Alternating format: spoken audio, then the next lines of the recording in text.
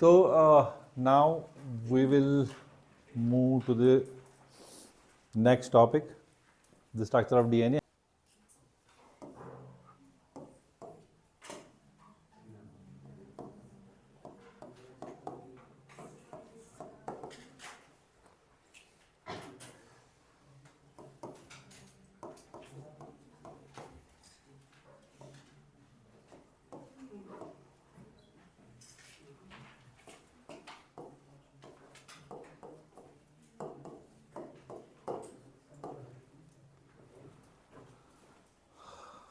इधर इसको नंबरिंग करो.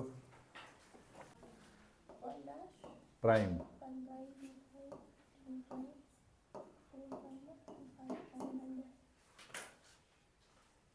ठीक है. कौन सा शुगर है? Ribo sugar. शाबाश. इसको जरा डीऑक्सीराइबोस बनाओ.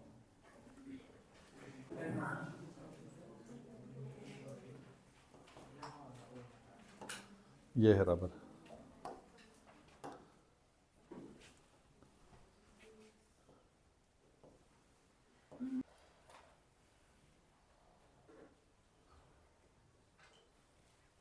करो पहले रब.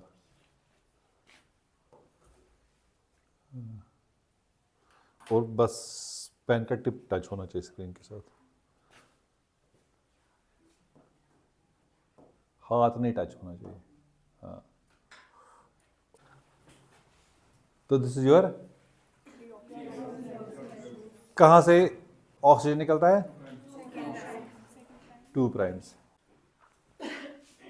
So we'll always read DNA 5 prime to 3 prime. So 5 prime will always have a, and 3 prime will always have a. ठीक है ना? शाबाश.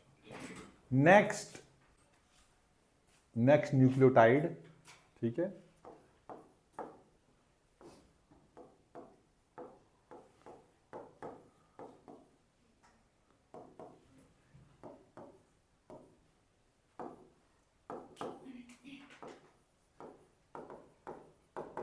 वो किसकी कंडीशन लगेगी? हाँ शाबाश.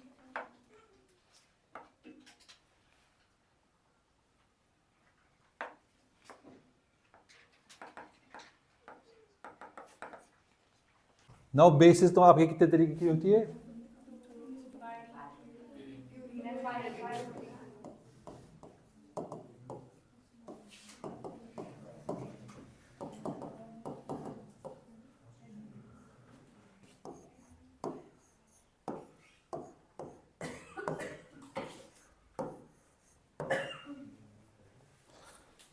If there are two rings, purine. और ट्यूरिन किस में होती है?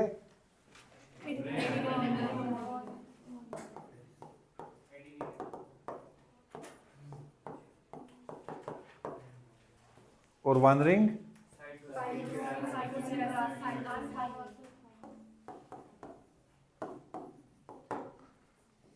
adenine pairs with a, and guanine pairs with. Adenine में यहां पर NH2 होता है. ठीक है. और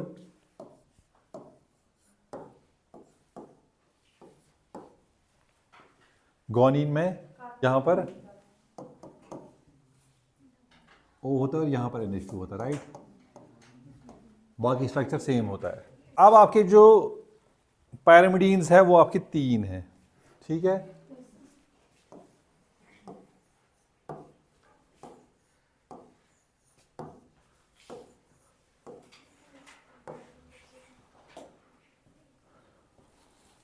cytosine, thymine and,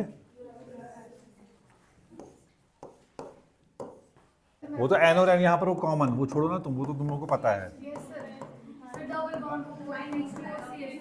that is common. वो नहीं पूछ रहा हूँ मैं पूछ रहा हूँ इसमें कौन कौन से ग्रुप्स होते हैं. और उधर बनाओ. ओ कहाँ पर होता है?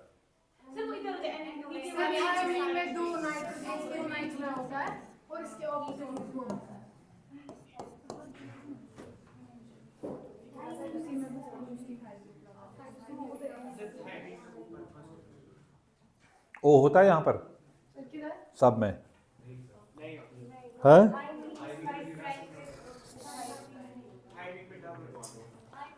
सर थाइमिन में 2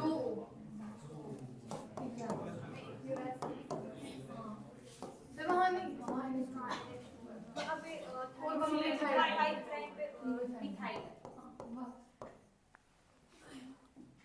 याद रहेगा।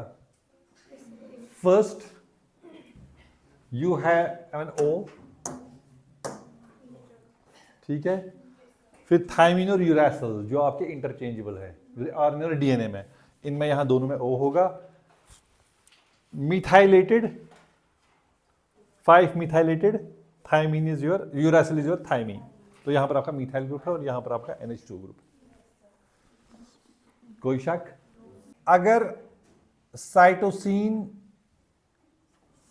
प्लस शुगर है,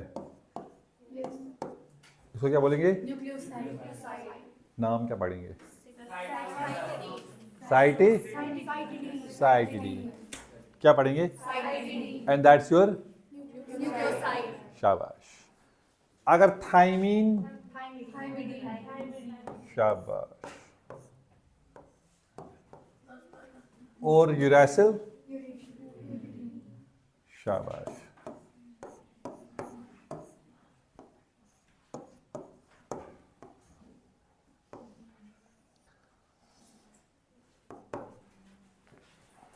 इसमें अगर आप फॉस्फेट जोड़ेंगे, हाँ, साइटिडिलिक और साइटिडिलेट, कार्बोक्सिलिक एसिड और कार्बोक्सिलेट आयनिक फॉर्म में अगर हो तो साइटिडिलेट और cytidylic acid will be your nucleotide, और इन्हीं न्यूक्लियोटाइड्स का दो न्यूक्लियोटाइड आपस में हाइड्रोजन बॉन्डिंग से जुड़ेंगे तो बेस पेयर्स कहलाएंगे। इसी तरह एडेनिन प्लस फॉस्फेट जुड़ेगा तो गोनिन, गोनिन, शाबाश। DNA is your double stranded, right?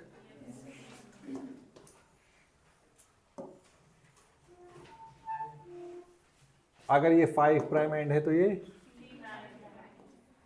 अगर ये 5 प्राइम एंड है तो these strands are anti parallel and it's in the form of a double helix. किसने दिया था स्ट्रक्चर? एक turn of normal B form of DNA में आपके, और इसकी डिस्टेंस की पिच कितना होता है? शाबाश। 1 angstrom is equal to metres, ठीक है। और दो बेसिस के बीच में, और इसकी वेट कितनी है? शाबाश। ये normal B form of DNA है। तो कितने फॉर्म्स ऑफ डीएनए होते हैं? शाबाश। ए फॉर्म ऑफ डीएनए में कितने बेस पेयर्स पर?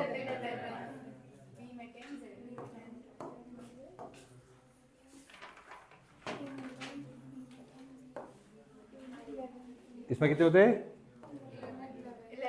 इसमें 12 बेस पेयर्स पर टर्न। विड्थ कितनी होती है इसकी? ए और जी की distance between two base pairs in A form is 2.56 angstroms. कितना होता है? और अगर 11 बेस पेयर्स है तो कितना हो बताओ जरा?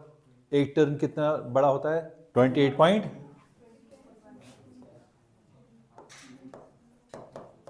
एंगस्ट्रॉम इसका क्या होता है? 1 टर्न की length. This is 4.56। G form of DNA 4.56 nanometre long होता है, थोड़ा चपटा होता है। 4.56 नैनोमीटर, हाँ 46, हाँ सॉरी। 45.6, हाँ 45.6 डिवाइड बाई 12 करो तो, डिवाइड बाई 12 करो तो, करो ना 3 पॉइंट, शाबाश 3.8 एंगस्ट्रॉम होती है इसकी एक, दो बेसिस के बीच में डिफरेंस। ये 36, ये कितना आया था हमें 28.16 और ये है 45. नॉर्मल फिजियोलॉजिकल कंडीशन जो हो ना आपकी उसमें बी फॉर्म होता है, तो कभी रेप्लिकेशन होती है, कभी आपका टीलोमेयर होता है, तो डीएनए कैन डिफर वहां पर। जैसे टीलोमेयर में आपको ट्रिपल स्ट्रैंडेड डीएनए होता है, क्या होता है, पहला डीएनए जब खोजा गया था इट वाज ट्रिपल स्ट्रैंडेड, मगर वो सेमी कंजर्वेटिव मोड और वगैरह को रेप्लिकेशन मॉडल को फिट नहीं होता था, तो उसको बताया कि शु क्रैक, शु पागल, जो साइंटिस्ट ने निकाला था। फिर हुगस्टन ने हुगस्टन बेस पेयरिंग निकाली, उसने बोला कि नहीं डीएनए ट्रिपल स्ट्रैंडेड होता है और ये आपके टीलोमेर्स में होता है, तो अगेन एन एक्सेप्शन। तो जब फिजियोलॉजिकल कंडीशन नहीं होगी, सेल स्ट्रेस में होगी, पीएच कंडीशंस चेंज हो जाएगी, या आपका हिस्टोन में, तो आपके डीएनए की कन्फर्मेशन या टाइप चेंज हो जाएगा। मगर नॉर्मल फिजियोलॉजिकल कंडीशंस में आपका normally mostly B form of DNA present होता है। जेड की 18 एंगस्ट्रॉम है, शाबाश 18 एंगस्ट्रॉम, ये हो गया 20 एंगस्ट्रॉम और इज 26 एंगस्ट्रॉम्स।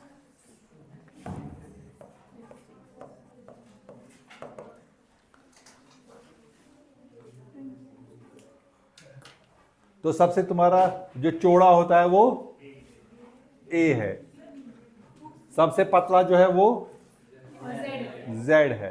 नाउ सिर्फ this is your B form of DNA,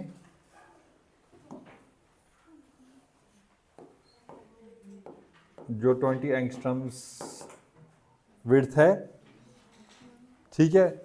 this DNA is now package in a cell, जो हमने न्यूक्लियोसोम मॉडल पढ़ा था पिछली बार, ठीक है। तो दिस वाइंड्स अराउंड, शाबाश, हिस्टोन कोर,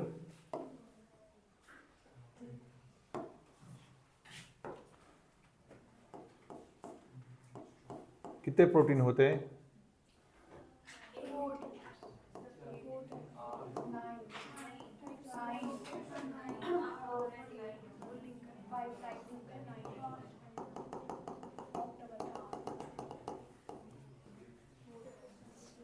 आठ प्रोटीन्स, चार proteins in dimers, that makes an octamer with one H1 linker, ठीक है। एक 1.73 टर्न्स करता है एक डीएनए अराउंड योर हिस्टोन्स, जो दो हिस्टोन्स कोर्स को कनेक्ट करता है उसको हम बोलते हैं लिंकर डीएनए। क्या बोलते हैं, तो एक कोर और एक लिंकर डीएनए, यहां से यहां तक, इसको हम बोलते हैं क्रोमैटोसोम।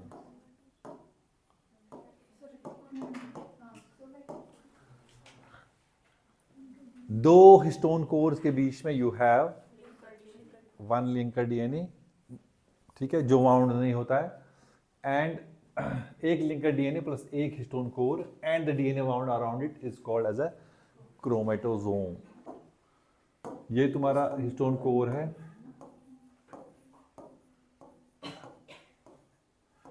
H2A,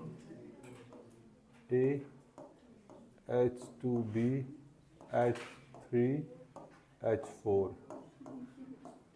H2A pairs with H2B, H3 pairs with H4, ये तुम्हारा हिस्टोन कोर है, ठीक है।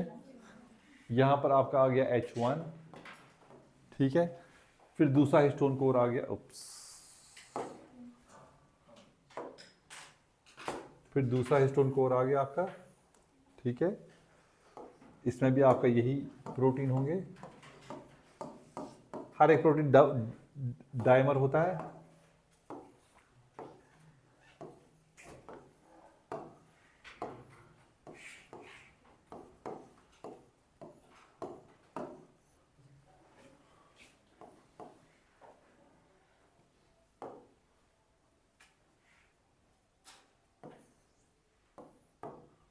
ठीक है, this is H2A, H2A pairs H2B, ठीक है। अगर यहाँ पर H2 होगा तो इसके डायगोनली अपोजिट यहाँ पर H2 होगा, ठीक है। तो यहाँ पर क्या आ जाएगा, ये गो H2B, इशू डायगोनली प्रेजेंट, ठीक है, इशू डायगोनली, इशू H3, ये H4। अगर ये H4 है तो डायगोनली यहाँ पर H4 होगा और यहाँ पर H3 होगा। तो H2A pairs with H2B, H3 pairs with H4, H2A pairs with H2B, H3 pairs with H4. H2A and H2A are diagonally on one side of this hypothetical tube. तो 8 4 proteins है, 2 बार है, and then आपका H1 यहाँ पर होगा। So your H1, your core, the DNA wound around it, and this linker DNA is called as a, इसकी width 100 angstrom होती है, 110 एंगस्ट्रॉम, 110 1110 110 हमारी फर्स्ट लाइन ऑफ कंडेंसेशन की। अब ये एक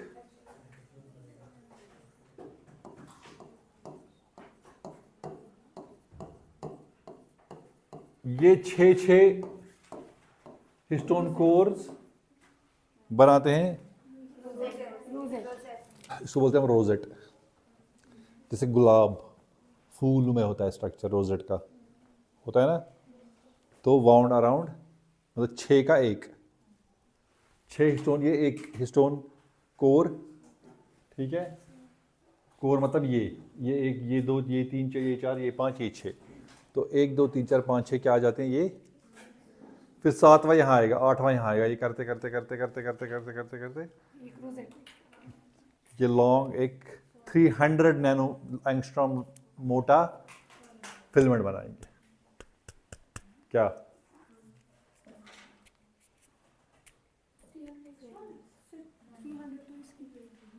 110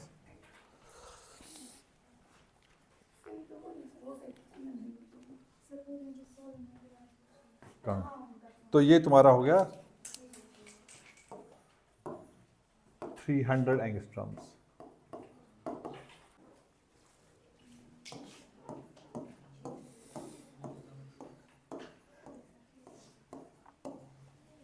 जब कोविड में क्लासेस होती थी, अब ये बनाता है तुम्हारा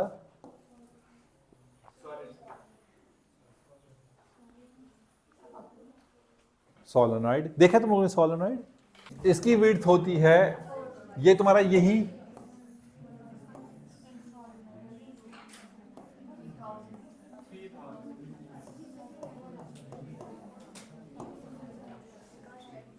ठीक है 3000।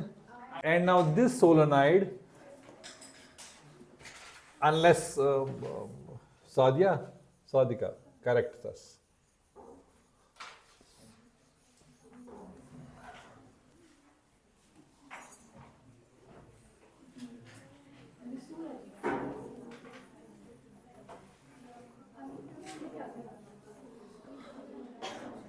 ये तुम्हारा ऐसे अरेंज होता है, ठीक है। एंड इसकी विड्थ इक्वल टू, शाबाश। और यही तुम्हारे क्रोमेटिड्स में होता है।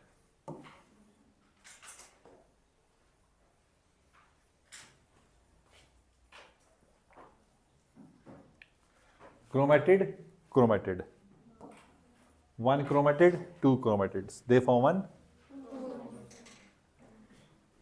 प्रोफेज में जब क्रोमोसोम कंडेंस हो रहे थे उसको वहां पर बोलते हैं क्रोमोनीमा। क्या बोलते हैं?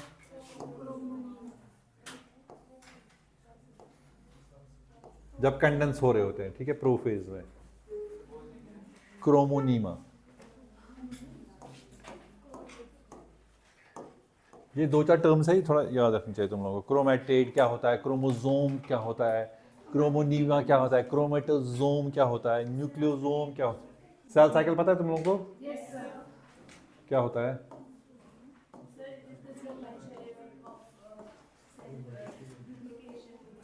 इसमें तुम्हारा प्रोफेज, मेटाफेज, एनोफेज, टीलोफेज होता है एम फेज में। तो बहुत बड़ा गैप फेज होता है। फिर सिंथेटिक जहां पर डीएनए रेप्लिकेशन होती है, तो सारा का सारा तुम्हारा जो है डीएनए जो है अनवाइंड हो जाता है, न्यूक्लियोसोम मॉडल नहीं बचता है क्योंकि उसको रेप्लिकेट होना होता है, सारे न्यूक्लियोसोम्स हट जाते हैं। फिर जब क्रोमोसोम कंडेंस हो रहा होता है, ठीक है, हमारे हिस्टोन प्रोटीन्स आ रहे होते हैं, उसको वाइंड कर रहे होते हैं, क्रोमेटोसोम बन रहा होता है, रोजेट बन रहा होता है, तो ये आहिस्ता सा क्या हो जाता है, कंडेंस। तो प्रोफेज में जब कंडेंस हो रहा होता है, ये ऐसा होता है थ्रेड लाइक, तो उसको क्या बोलते हैं, फिर ये जाकर बनता है क्रोमोसोम। मियोसिस में पेयर ऑफ क्रोमोसोम्स क्या हो जाते हैं, अलग, मगर माइटोसिस में ये ब्रेक हो जाता है और एक क्रोमेटिड एक तरफ जाता है, एक क्रोमेटिड, और फिर वही क्रोमेटिड रेप्लिकेट होकर क्रोमोसोम बनाते हैं अपना अपना अलग अलग। और इसकी विड्थ कितनी होती है,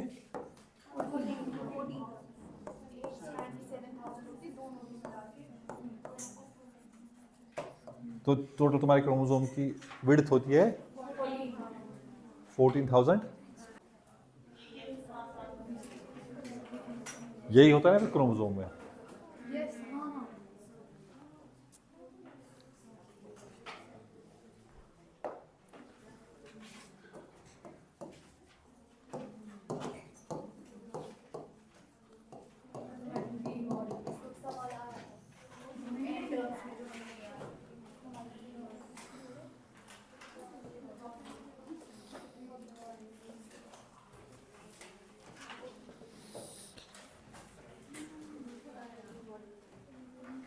तुम क्यों वापस गए,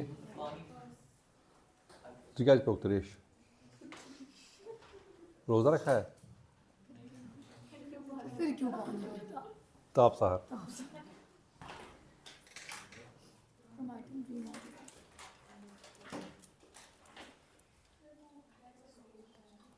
क्या,